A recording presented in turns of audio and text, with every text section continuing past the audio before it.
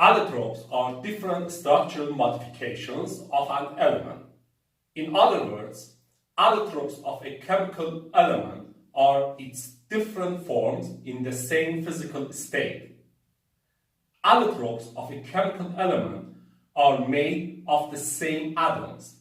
They are not different in the atoms that make them, but they are different in the ways those atoms interact with each other and bond together to form them.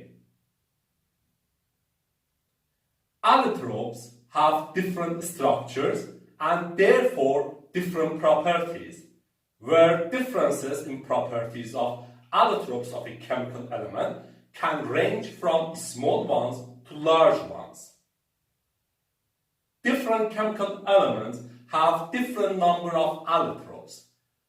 Some only have one common form. Some have a few allotropes, while for some of them we can consider numerous allotropes. Let's consider an example. Diamond and graphite are two common allotropes of the chemical element carbon. They both are made of carbon atoms, but in different ways. In diamond, every carbon atom is covalently bonded to 4 other carbon atoms with tetrahedral bond angles about 109.5 degrees. On the other hand, in graphite, every carbon atom is covalently bonded to 3 other carbon atoms with bond angles of 120 degrees.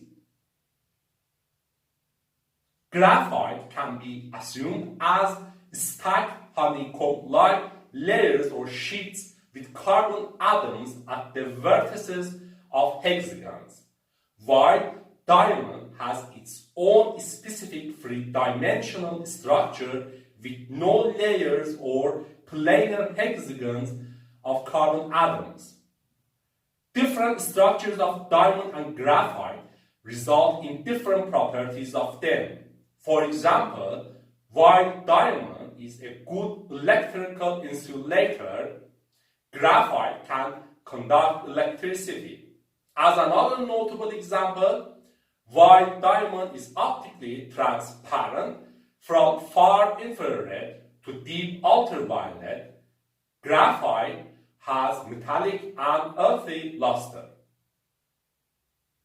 It is also good to mention that the concept of allotropy, existence of allotropes, was originally proposed in 1841 by Jöns Jakob Berzelius, where the term has Greek origin with the meaning variability or changeableness.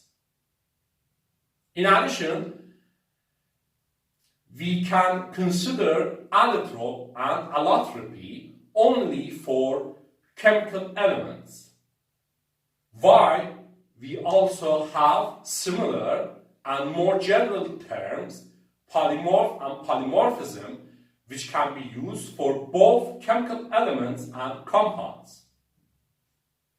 Anyway, here we can see that a chemical element can have different allotropes, can exist in different forms, sometimes with dramatically different properties. This is interesting, isn't it?